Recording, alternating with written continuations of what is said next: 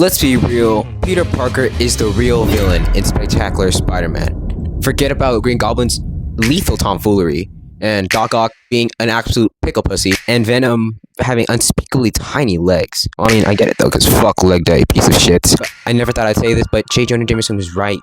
Peter Parker is a menace in Spectacular Spider-Man, and I'll die on that hill. The same hill next to Uncle Ben's grave. But people say, cut some slack, because he's just a kid who's trying to balance his life together. And Omni-Man was a dedicated soldier for his planet. That's why he whooped his son's ass and gave him the most interplanetary, fucking galactic ass whooping I've ever seen in my life. Good intentions don't erase bad behavior. That's just a fact. And Peter's trail in emotional carnage would leave Carnage in absolute fear, and it actually make him kind of proud, really. And sure, let's give Peter some credit. Peter saves mostly innocent people as Spider-Man, and he really does a good job with that.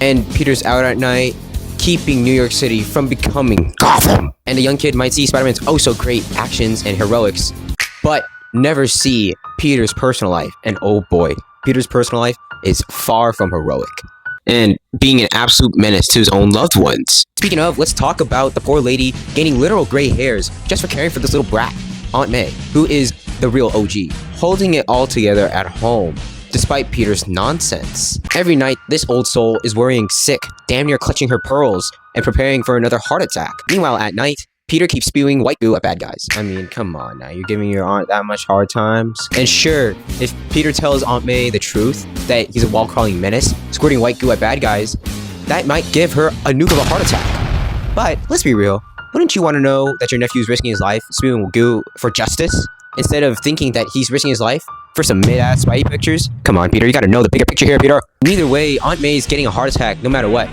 So just make sure the news is worth getting hospitalized for. Come on, Peter, know your fucking priorities. Speaking of bigger picture, Peter hardly sees it with his best friend, Harry Osborn. Poor Harry is stuck in quite little drug problem. Meanwhile, his father is paying no attention to him whatsoever, and honestly is treating him like a stock option where you really don't pay attention to it because he makes him so depressed. Look at it. And meanwhile, what's Peter doing? Oh man, that boy is just juggling all of these baddies all at once. And he's like, okay, good luck with that, Harry.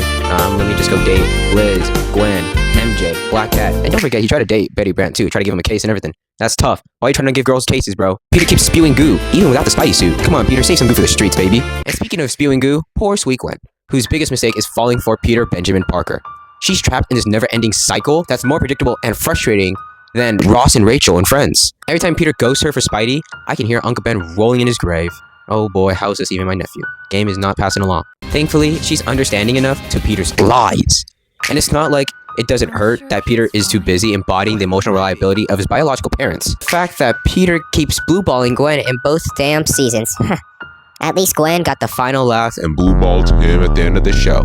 But for once, I understand why Peter swung his loyalties like Kevin Durant, slithering his loyalties to Liz motherfucking Allen. Liz motherfucking Allen, the absolute saint in Spectacular Spider-Man. The unsung hero, and the true lesson on patience. The one person who dared to love and tolerate Peter despite his tornado of bad decisions. She left him off the hook so many times. It's okay, Petey. It's okay. You know, it's okay. We'll make it work. We'll make it work. Like Liz didn't just tolerate Peter, she actively supported him. She believed in him when no one else did, even if she didn't know what Peter truly did in behind the scenes at night. And what does Liz get for her efforts? Betrayal, neglect, and a front row seat to this neck-breakingly bad rom-com with Gwen. Every time Liz forgave Peter for every missed date, I was relieved, you know? But then I saw that motherfucker try to kiss Gwen. After all that, it got me fucking raging like fight reacts, bro. What the fuck? At this rate, Liz should have just handed him a bill for emotional damages. Like, make Peter more broke than he actually is. And better yet, take Gwen Pierce's words to heart. You know, it's funny. When you look at someone through rose-colored glasses, all the red flags just look like flags. Speaking of roses, nothing tops the Valentine's Day episode. While Liz waited patiently, probably dreaming up how she can make her evening with Peter special, especially for Valentine's Day, of course. Peter was preoccupied, off making googly eyes at the newly changed Gwen on Valentine's Day. Peter fucking Parker. All Gwen did was change and take off her ponytail and glasses. That's all Gwen fucking did. It's not like she became the most consistently gorgeous fruit throw merchant ever. Hey, gorgeous Alexander. It's just a regular fucking blonde, bro. Come on. It's not that deep. She's pretty, but not that pretty. She didn't change the whole fucking world. Anyways, Peter gets a call about shit going down with crime lords, and he's like, oh, no, I gotta get the fuck out of here. You know, classic Spider-Man shit. Gonna ditch Liz once again, you know, on a special day, Valentine's Day. And the worst fucking thing happens in the entire fucking show. Peter says bye to Gwen. He says sorry to Gwen. A girl who is currently dating your best friend. A girl who isn't actually your girlfriend. And a girl who isn't even sitting next to you. You fucking fat fucking piece of shit. You say sorry to Gwen? Meanwhile, Peter leaves fucking Liz hanging with her lips dry out and everything. Peter fucking Parker, listen fucking here. Quit this tomfoolery this instant. Say goodbye to your actual girlfriend who's dead ass right in front of you instead of the blonde girl who just had a 2000s makeover. That's it. I've got it. What? Might seem crazy, but you're just gonna have to trust me.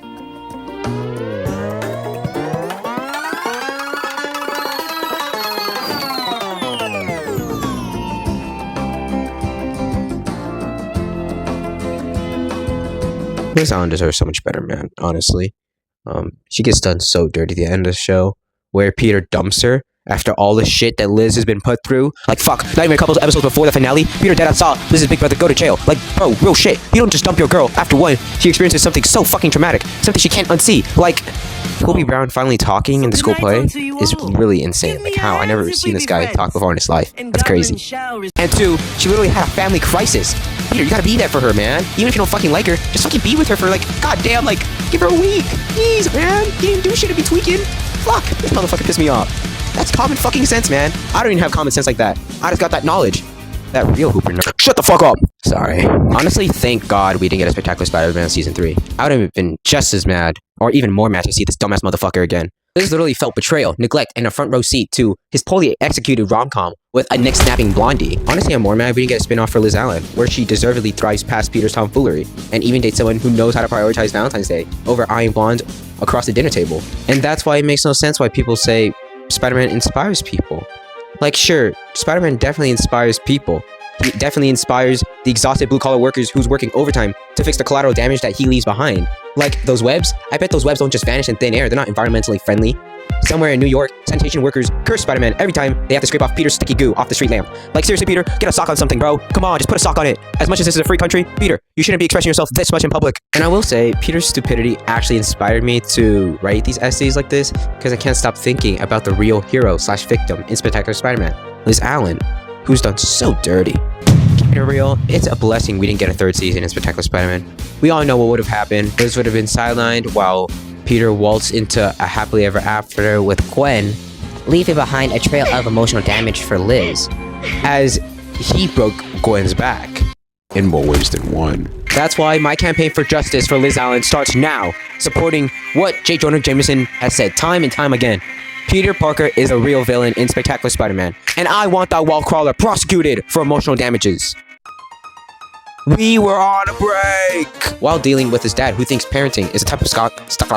Poor Harry's stuck doing the fuck, and I want that wall crawler fucking prosecuted. And I want that wall crawler fucking what? Every time Peter forgave, Peter deadass saw Liz's big brother go to jail. Like, bro, real shit. You don't just dump your fucking girl. Dump? What the fuck is the word dump? Fuck.